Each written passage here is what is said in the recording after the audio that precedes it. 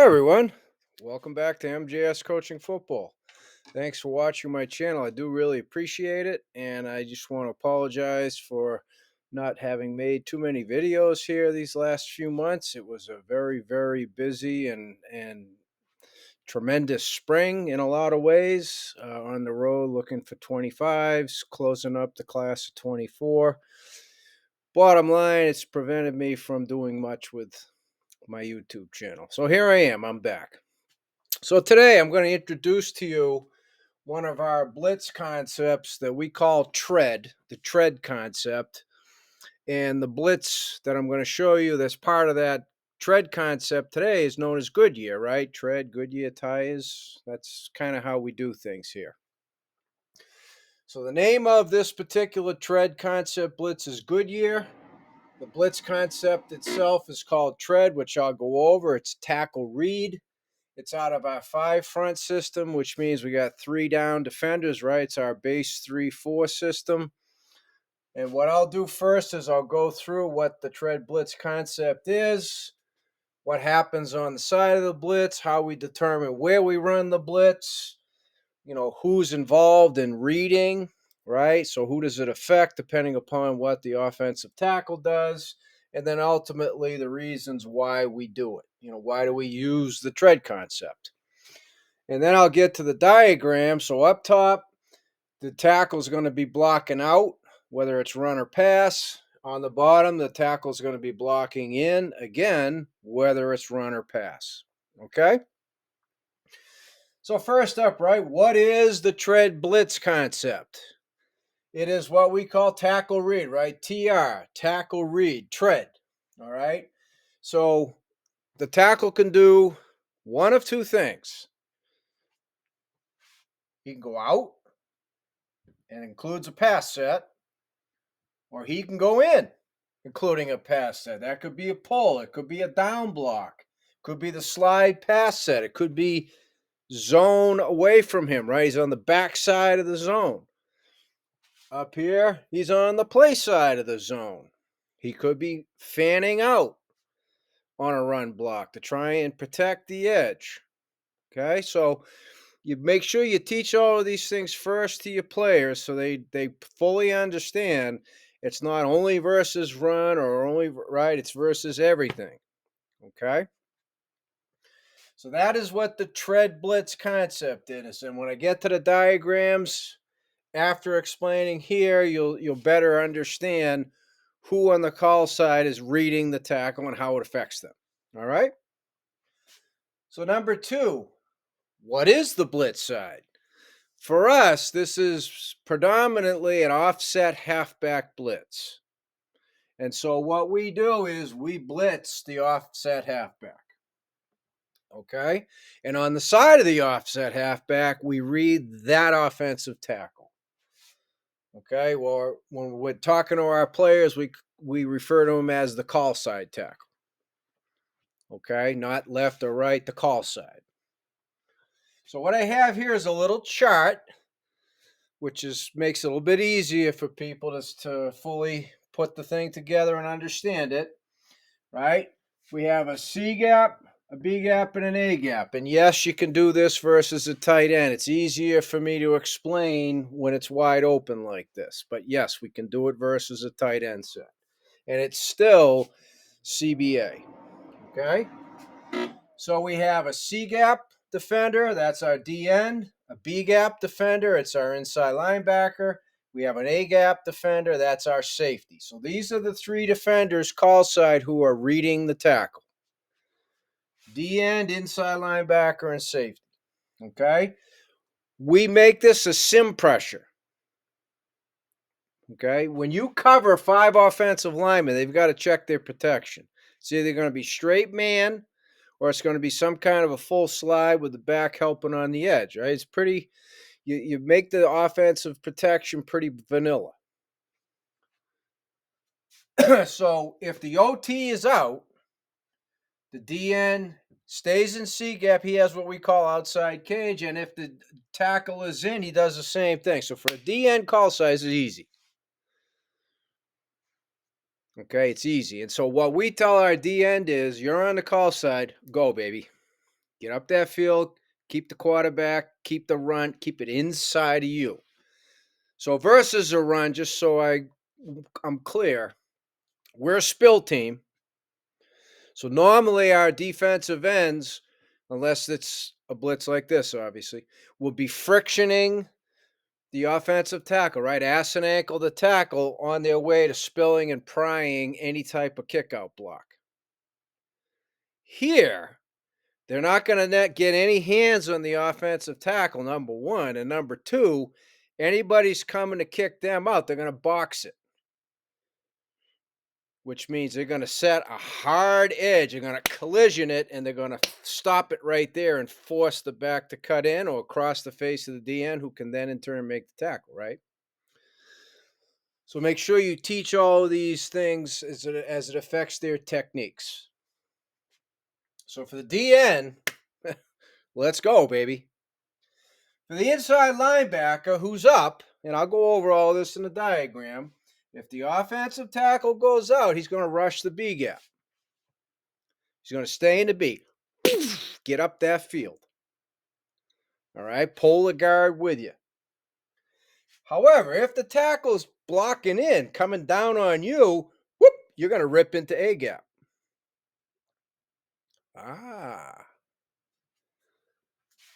So for the linebacker, the read's really important. He's either in B or A. And there are simple drills you can do to teach this in pre-practice and walkthroughs and meetings. You can even teach your players how to do it on their own. Okay?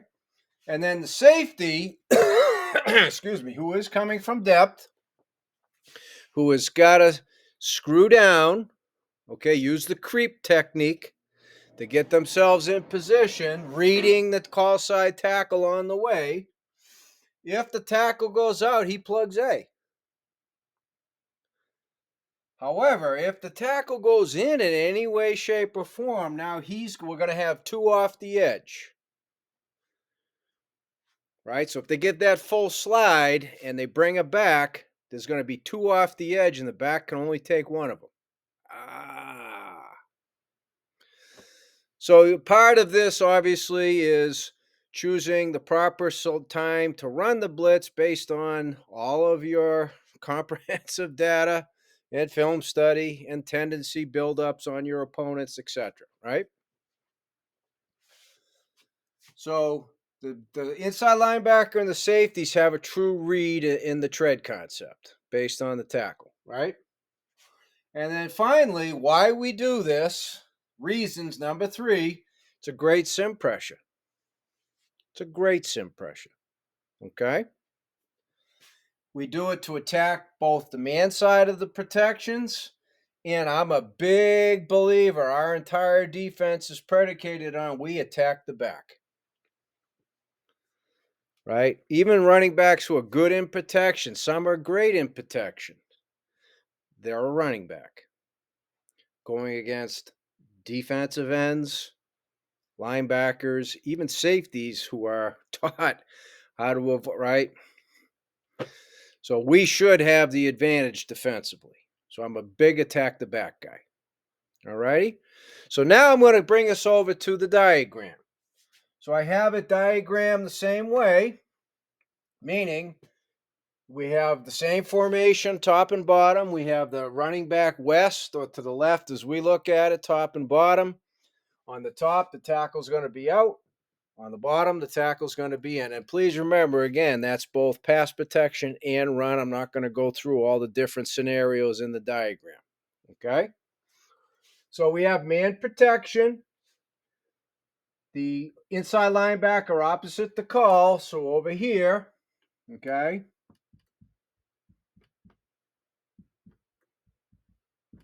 We have Lucky Louie. We have the same Lucky Louie. Okay? I have the 3 call side defenders who are reading the offensive tackle. Safety, D-end, inside linebacker. Safety, D-end, inside linebacker. So what I'm going to do is I'm going to start up top. I'm going to complete the whole blitz diagram, then come to the bottom. But what I'm going to do is I'm going to start with the nose The inside linebacker opposite the call, the D end opposite the call. What do they do? Okay? It's very simple. Nose guard. Slants hard, rip, stab. We call it stab. Get vertical in the gap. Okay? Opposite the call. So he gets lucky, he's going right. Inside linebacker has the running back in coverage. But he's up. So how can he do it? On the snap of the football, he pops off. Plays the running back from there. And as he's popping off, he's reading his surface key. Is it run? Is it pat? Okay, all those things. Remember, this is a sim pressure. The end opposite the call. C gap hard outside cage. See, to me, this is great, especially in a pass situation where a team's likely to run a screen or a draw. Okay? So that's what they do opposite the call. The safety opposite the call. Okay? The blitz is left, so Louis, the safeties communicate to each other, so we make sure we're spinning together properly on the snap of the football. He spins to the middle of the field. So we got a one high, middle closed, right? Or a man free, cover one type of look. Okay? So now let's get to the all important call side. What is this tread concept? The better known in this particular case is Goodyear. So we do have other tread concept pressures, right? That determine who the, in this case, A, B, and C gap defenders are call side. Okay. So here, remember, he's C gap no matter what. Outside cage, he's going to box the run. Here, the B gap, tackle goes out, C gap. He rushes up into the B gap. Again, reading for run or pass. Now let's get to the all-important safety. He's going to use what we call the creep technique. So non-subscribers, you're going to have to go into all my other videos, look for pressures, the safety pressures, where I specifically detail what our creep technique is based on quarterback indicators. I don't have the time to do that in this video. But based on those quarterback indicators, the safety's going to execute the creep. And as he's coming down, he's got his eyes on the call side tackle. That call side tackle goes out when the ball's snapped. He's plugging that A gap. Right? So if it is a run, this linebacker has what we call 31 technique, which means he's got the B gap. So C, B, A, B, C, we've got all the gaps covered for the run. Okay? Now, down here, versus the tackles going in, well, he here's lucky, stabbing the right A gap. Popping off, he's got the running back. C gap outside cage. C gap outside cage, right? Nothing changes so far. Lucky Louie. I'm hoping you also see how easy it is to teach you guys. The two people affected by the tackle coming in are the B gap inside linebacker and the safety, who is either A gap or C gap. So now he takes a step, and it's going to be at least one step. We don't want our guys flat-footed. As he drives, sees the tackle in, his second step, he's got to rip into the A gap. So he might have to wipe across the guard if the guard's fanning to him and gets a piece of him. Just wipe across the guard. Right? Because the tackle in protection or run, his body's going to take care of the B gap for us. Now, as he goes on the creep, so what we give for a landmark, in case the tackle's inside, is we'd prefer that you were either over the top of the tackle or just into the B gap. Excuse me. So if he does this, you can see scrape, which is a slight little bow, okay, because you're coming from inside the tackle to get outside butt side of the tackle. And now inside case, so right here is the two off the edge. If this running back's coming here, and he's right, 1, 2, who's the running back going to take? And the likelihood is he's going to take the DN because he's going to be right up in his face first. The safety will come second, who will then come clean. There'll be nobody there to block him. See what I mean? So we let the play side tackle tell him where he needs to go. And we don't want him up into the B gap, excuse me, because the collision with the tackle might bump him further outside to answer that question. And we are anticipating that full slide action. We want the thing to move to shorten the edge is the reason. Okay, so that is our tread concept. That's why we run it. Okay, we prefer to make it a sim pressure because we can dictate the protection and we can even dictate who's got who in gap schemes. If it's a zone, now it's pure man one-on-one zone blocking, right? Being in a sim pressure, everybody's up, gives us the advantage. So again, I thank you for watching my channel. Any questions, please reach out to me at CoachMJSullivan@gmail.com because I would love to talk football with you.